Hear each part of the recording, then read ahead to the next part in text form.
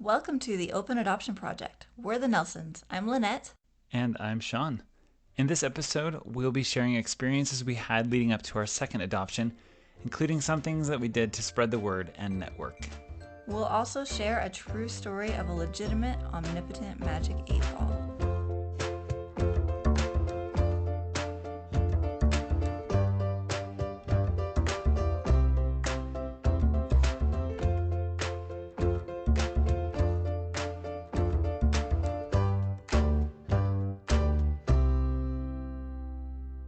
Where we left off in our adoption journey story was at the end of episode 6. We were talking about how we were really hoping to have our children close together in age.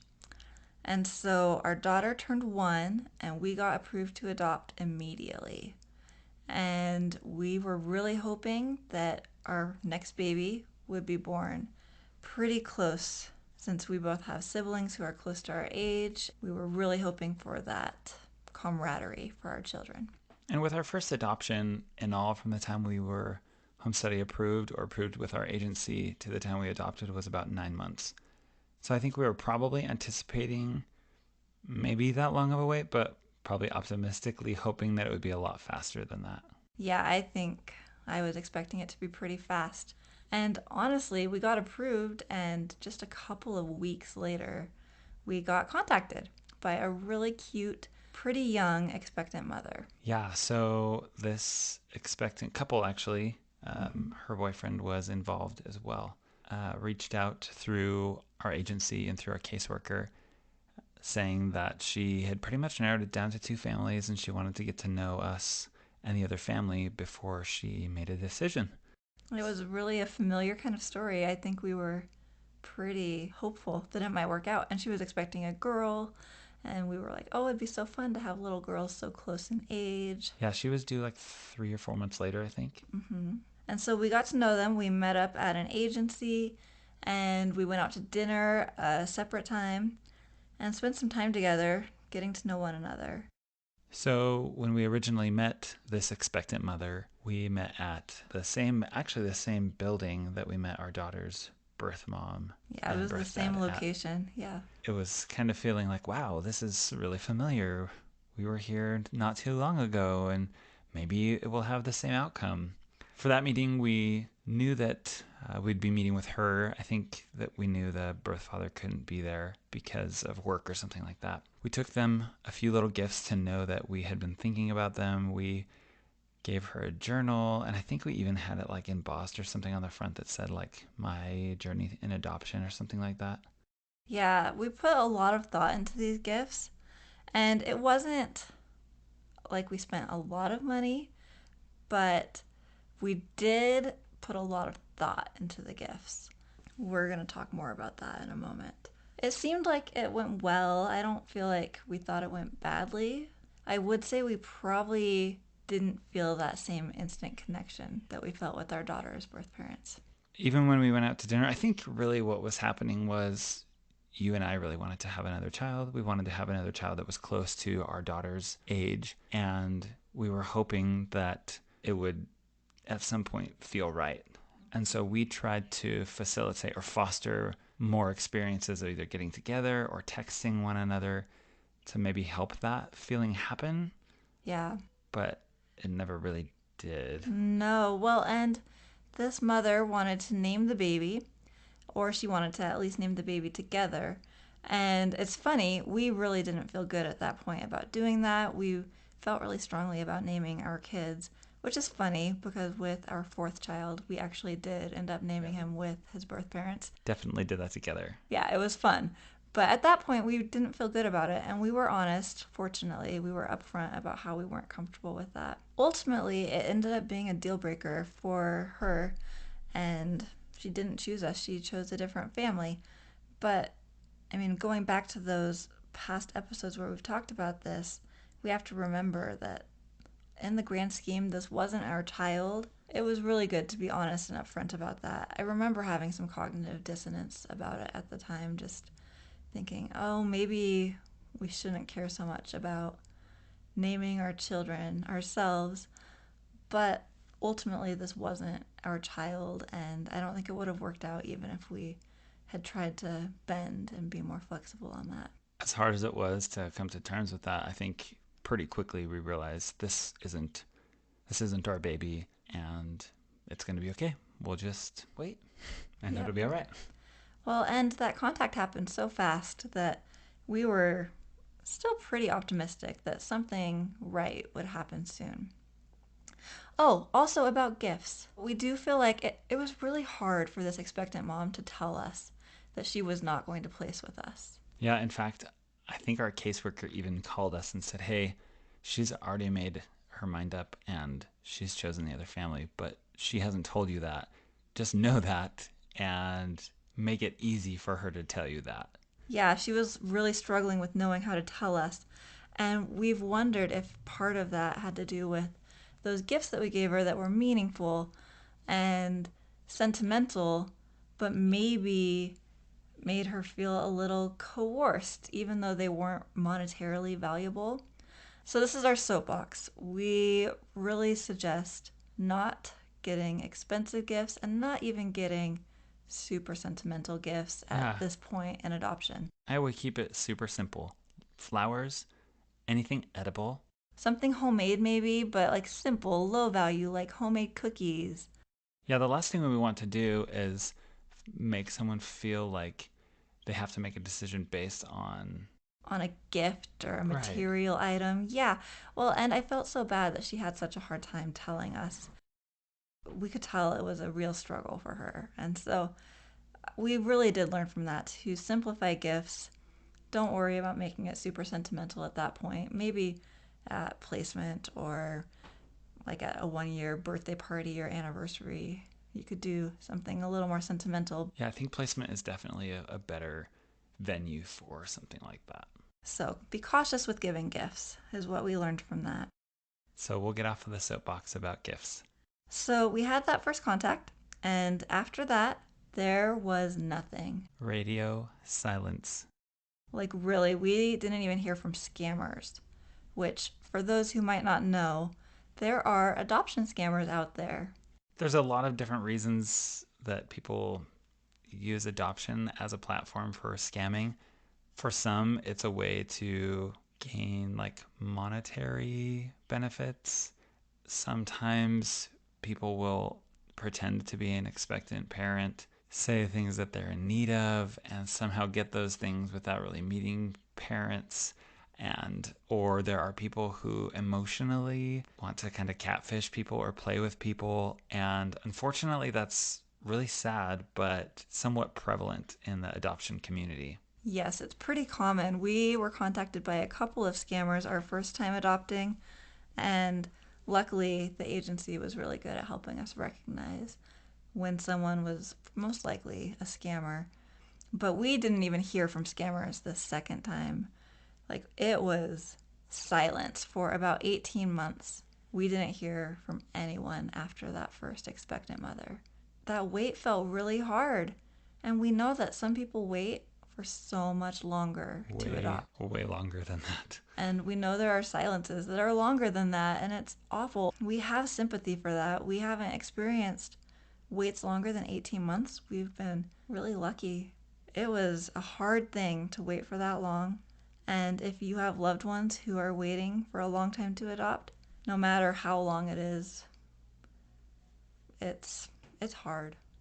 Yeah, we've had friends and acquaintances that we know that have waited a really long time, and it's really difficult.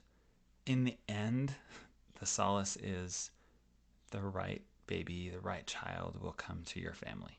Waiting for that child is really difficult, but in the end, the way that it works out is the way that it's supposed to work out, and it's beautiful. It's really easy to say that in hindsight, but in the moment, it's really hard. So, in the moment, you need to do things to occupy yourself. You need to do things that will help you cope emotionally and mentally, that will help you not think about adoption 24/7. For me, probably just, I don't know, a few months after we were approved that second time, I was going crazy looking at different statistics on people that had visited our website. It was just kind of overwhelming me, and my thoughts and everything I did revolved around adoption. And so I remember Lynette and I were talking about ways that we could pick a new hobby or do something that would help. And I started running. So that's when I got back into running. I loved running in middle school and high school, but took a really long break. And that has been a really good thing for me emotionally, mentally since. And so, for the last 7 years or so, that's been a big part of my life. And it really did help me cope and think about something else other than waiting for another baby. I actually love running too, but I did not pick that hobby up at that point in time. And in fact, I don't think I had any hobbies other than hanging out with our daughter. And so I loved hanging out with her, but I was pretty much obsessing over adoption all the time. I was blogging a lot, as we mentioned a couple of episodes ago, and pouring all of my feelings out onto the internet. I really didn't do much to preoccupy myself with other things. I did plan a media blitz. Our caseworker suggested that we look at a media blitz to get the word out that we were hoping to adopt in hopes of networking and maybe finding a birth family that way. So when you say media blitz, what do you mean? So, a media blitz is when you have a lot of information about something and post it in a short period of time, in a short window, and make it a kind of celebration or promotion or deal. I don't know. And so we planned our media blitz to be what we called Adoption Week. And when I say we, this was mostly me. Definitely not me. Yeah, this was kind of my brainchild and my coping mechanism during this wait. Well, and I was still in school. I was working full time. You weren't in, oh yeah, you were still in school. In my undergrad. Yeah, that's crazy. Yep. And so I was obsessed with this media blitz and with other endeavors, but we figured the media blitz might actually be a helpful idea for others. And so we'll share that instead of all of the other projects I had that probably aren't very helpful. So we planned this adoption week. We talked to different family members, including our daughter's birth mom, and they made different things for us. We had a family member who had a chocolate company and donated chocolates for our media week. We had my mom make some baby blankets. My sister made some cute crafts like wall decor and Your brother a made bag. Yeah, I have a brother who's a really good woodworker, and he made beautiful jewelry boxes. We had family members donate a couple of different DVDs and CDs. We had a friend from the adoption world who had a really cute Etsy shop and donated some earrings that she made. And I feel like there were a couple of other things. It was a great little campaign week where we had these 4 different giveaways with things all donated by loved ones. And we posted every day that week a different educational post. And so most of them were guest posts. So we had our caseworker make a post about adoption, like 101. We had some friends post about positive adoption language, some friends post about infertility, others about open adoption. And we tried to just make it this celebration, educational week. And I had a lot of fun planning it. It was a great activity for me. I'm not sure if it actually benefited anybody, but the giveaways were fun. It was fun to post something online without feeling super obnoxious because there was a giveaway, so there's something in it for other people. And yeah, it was a lot of fun. It was a great way to distract myself and feel like I was doing something that might help us build our family. During the waiting time, again, finding meaningful things to do with your time, picking a hobby, finding a skill, doing something that will help you cope is a really important thing to do. Yeah, I wouldn't recommend being completely obsessed with adoption like I was, but you could take the media blitz idea and it would need to be modified now. This was 8 years ago, 9 years ago. Yeah. It was 8 or 9 years ago, and so it was a while ago, and so it was mostly based on my blog obviously you'd want to modify this now, and Because social media was nothing like it is today. not at all. So you could do a lot of fun different things now with YouTube, and I don't even know what you could do. You could do really cool stuff. For sure. It is a fun idea, I think, if you want a distraction that's not going to completely distract you. But I do recommend, like Sean was talking about finding a good hobby or something to focus on outside of adoption that you enjoy. So time had passed, and we probably were becoming a little bit more discouraged. Try to stay positive as we could. We looked forward to fun things and life events in our life, like buying our first home and spending all of our money on that first home. Yeah, we bought our first house and literally had no money in the bank for the first couple weeks while we were waiting for that first paycheck. It was fun though, but we moved into this nice neighborhood, and we really liked our house. Really And nice neighbors. It was a great place. We did have neighbors that had lots of kids, and I remember my daughter would go outside and play by herself, and I always just felt so sad watching her out alone and hearing so many kids everywhere else. She was a little too young, really, to go play with other kids outside of our yard. But I remember wondering if that would just be how our family was, and if that would be what I needed to get used to and be okay with and happy with. in our very first episode, we had talked about how you and I wanted like 8 kids. And obviously, our perspective and our expectations had shifted by this point. But I think we both still thought, maybe there will be more than one. But it was definitely a thought and conversation that we had. Yeah, because being an only child is something we didn't really have personal experience with, and we wanted to do the best for our daughter. And so it was something that we were thinking about, wondering if that would be our family's story. And maybe we were starting to feel a little bit okay with that. I think we were starting to. Like, I remember feeling maybe a little sadness about the idea still, but more acceptance too. Yeah. Yeah. So we had just bought this home, and we needed to update our home study. So our caseworker came on a Friday afternoon and did the thing, toured the house, made sure everything was safe, that we had our fire extinguisher and fire alarms, those type of things. Carbon monoxide detectors. And we had a good conversation, and I remember asking her, have you heard of anybody thinking about us, or have anybody asked any questions about us? She was open with us, and sadly, no, there was no updates. And we were like, okay, thanks. And it was always fun to be with her. We always had pleasant visits, but it was also kind of like, man, all right. Well, and I really do remember starting to think about maybe we shouldn't be approved anymore. Maybe we should just find happiness where we are. In that long wait, it was so hard to be hoping for more, but not wanting our daughter to feel like we weren't happy with her and like she wasn't enough. I mean, she was so young. I don't think she would really translate those feelings at But that they were point. definitely the feelings that we were having for Yeah. her. Yeah, and we didn't want her to feel inadequate because obviously she's enough. We just were so unsure about what we should be doing. And so I remember she left our home after that home study, and I felt so conflicted. Like, maybe we should just take our names off the list, get off this roller coaster of waiting, and just be happy with where we are.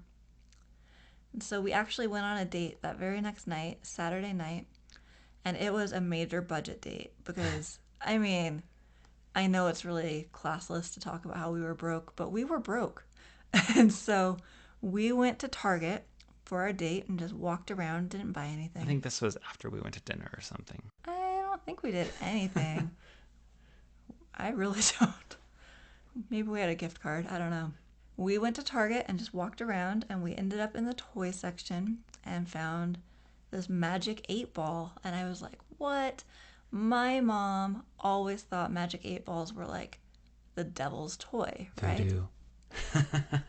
And so I was like, oh, these are fun. I never got to really play with them. And so we picked up the Magic 8 Ball and started asking it questions. So the first question we said was, okay, Magic 8 Ball, will we have a baby in the next year? And it was like all signs point to yes. I think it was like most certainly. Like, It was okay. something very definitive. Yeah. And then we looked at each other and said, Magic 8 Ball, will we have a baby in the next month? And I think it was just yes with an exclamation point that time. And our last question was, well, will we have a baby in the next week? And we're just laughing at this point because we really were so disillusioned. But we said, will we have a baby in the next week? And it said, it is possible. Right? No, it was like definitive, like absolutely or something. No, it wasn't, was it? Yeah. I thought it was a possibility. No, Okay. I remember it being. And we laughed, right? Yeah, it says, yeah, we're going to have a baby in the next few days. And we were just like, ha. Let's put all of our Right. trust in this plastic ball that has water in it and some crazy dice or something inside. Yep. And so we had a good laugh about that and went home. Then Monday came, and I went to work like a normal Monday. And at about 10 o'clock in the morning, my telephone rang, and I saw that it was our caseworker. My first thought was, well, maybe she forgot to ask us something on Friday when she was at our house, or maybe there's some other, background check or something else that was out of date that we needed to update. But instead, she said, hey, there was a baby boy born this morning, and his birth parents had not picked a family yet, and we're wondering if it's okay with you to show your profile on such short notice. And I said, I'm sure that that's fine. Let me call Lynette real quick. Yeah, why didn't she call me? It's because everyone knows I never kept my phone on me. You never answered your phone. It's true. So I called Lynette and she answered, and we talked about it for just a second, and I called back our caseworker and said, yeah, go ahead and take our profile. And she had shared a little bit more information about the situation, and we were like, okay, we'll see what happens. Several hours later, about 2 o'clock in the afternoon, my phone rang again. It was her calling back to say that they had taken a handful of profiles. They took a binder of profiles. That's right. By the way, this was old school, right? Yeah, back in the day. I mean, it really wasn't that long ago, but apparently they still were using a binder. So we had scrapbook pages that we made as part of getting approved. And we're not, I mean, I think we might be a little artsy, but we're not scrapbook kind of artsy. Definitely not not cute. scrapbook artsy. No. And so we had these hideous scrapbook pages. They were fluorescent. I remember that. They were neon. Yeah, it was like neon pink with some pictures glued on it and then a neon green page. Anyway, they weren't great. So they took that scrapbook with our page front and back with pictures about us. Plus a bunch of other families, yeah. Right. And 2 o'clock comes around, caseworker calls back and says, hey, they have narrowed it down to 2 families, and you are one of the 2 that they would like to meet with tonight in the hospital. So can you meet at the hospital at about 7 o'clock? We were like, okay, yeah, we'll be there. And yeah, we were freaking out, right? Because what if Magic 8 Balls actually work, right? And what if this was happening? And then, of course, the other side of our minds was like, this isn't going to happen, right? We are about ready to give up on this plan of having another child. Well, and this situation just seemed so crazy, right? Like, this baby was already born that morning. Like, he was here. This wasn't like, hey, I'm expecting a baby in 4 months, and there's going to be this 4-month long roller coaster of emotions. But no, this was hours. And so Lynette had made probably 24 homemade cookies. Yeah, I made some cookies. I had to borrow some flour from our neighbor. She was the sweetest neighbor. We had a very sweet neighbor. And so we told her what was going on. And she was so excited for us and was praying for us. Sweet, sweet grandma. Yeah. She was the best. We love her so much. In addition to the cookies, I bought a small bouquet of flowers from the store. Yeah, like supermarket flowers. They weren't crazy, but they were nice. And we drove to the hospital, which was about a half an hour away from our home. And as we arrived, we met our caseworker in the lobby. And I can remember walking through the halls of that hospital and like feeling my heartbeat in my ears, and like my chest was pounding, just so nervous. We were so nervous. I mean, I think we've talked before about how it can be the blind first date kind of vibes when you're meeting an expectant parent. And it's not a perfect comparison, but it's this butterfly, anxious, terrified kind of feeling. And we were just, Yeah. And yeah, we were wired. I think we knew at the end of the day, literally at the end of that day, they were going to choose either us or another family to be the parents of this baby who was there, that was already born. And so I think that just added to our anxiety and emotions at this point. So our caseworker showed us to the room. And as we walked in, all of the family of the birth mom was in the room, and they all hugged us and said hi to us. And there was just this amazing feeling in the room of almost deja vu, like we had known these people before, like they were family, like this kinship. It was really an interesting feeling. I've never experienced anything like that before or since, where we just felt this connection. And then we met these birth parents, and even more so, it just magnified this feeling of, I know you and I love you. And that's really weird because I don't know you, but it felt like we did. And it was just this emotional but beautiful moment of meeting this family. And I think within moments of entering the room, even maybe the moment we went in and felt that, a lot of our anxiety and those nerves kind of melted away. Yeah, it really dissipated as we felt this connection. It was an amazing, surreal experience. It's hard to articulate. So we sat down and they started eating Lynette's cookies and we started talking. And it felt like Lynette mentioned, just so comfortable, so right. And after, I don't know, I can't remember, time was just really weird in that memory. I can't. Like being on happy gas at the dentist. Yeah, Probably shouldn't keep that in. maybe. Um, but yeah, so after a little bit of time, the birth father leaned over to our son's birth mom and said, like whispered in her ear, I really like these guys. And like loud enough that we heard. And right after that, they asked us if they wanted us to, if we wanted to hold him.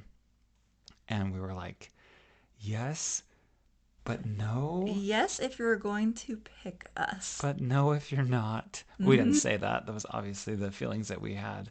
But we said yes. Yeah. And so they brought in this sweet little, really blonde haired baby boy. He had white hair. It was so cute.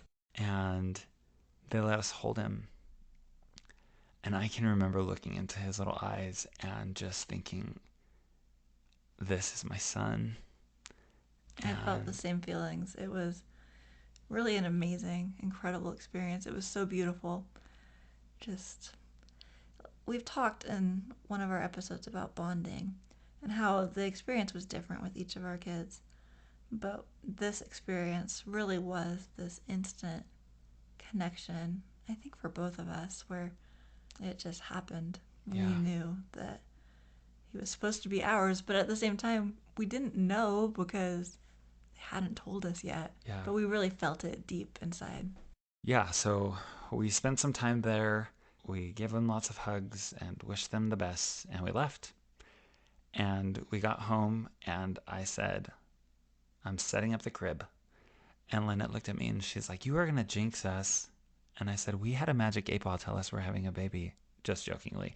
But I mean, I felt really confident that...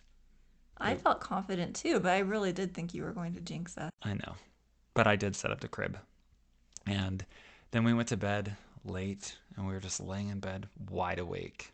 Luckily, the technology hadn't been created yet where you can like snooze your phone from different times of the night. And right before midnight, my phone rings.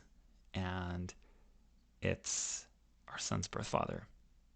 And he said, I'm so sorry to call you guys so late at night, but we just had to tell you tonight that we know you're his parents.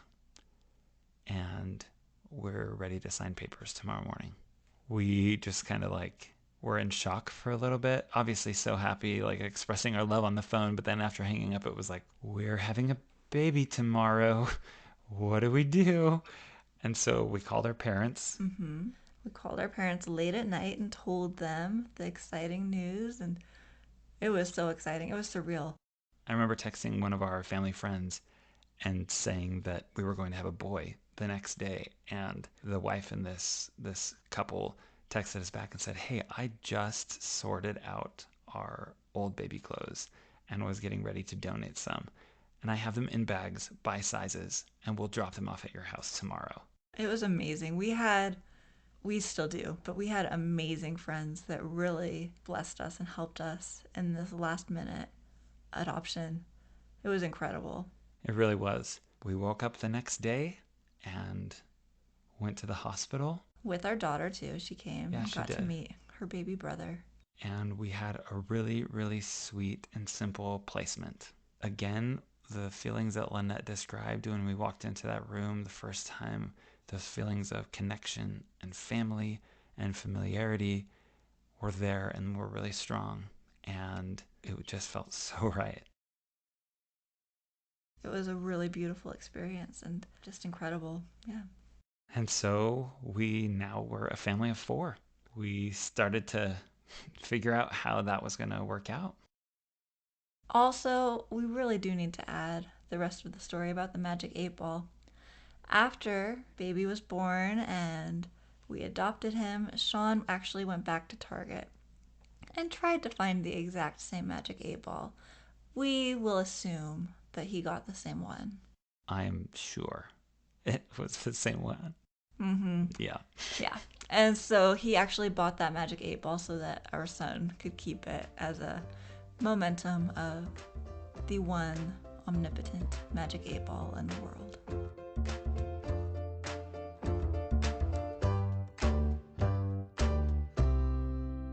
Thank you so much for listening to this episode of the Open Adoption Project.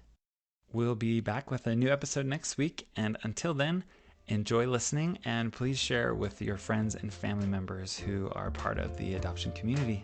Thanks so much.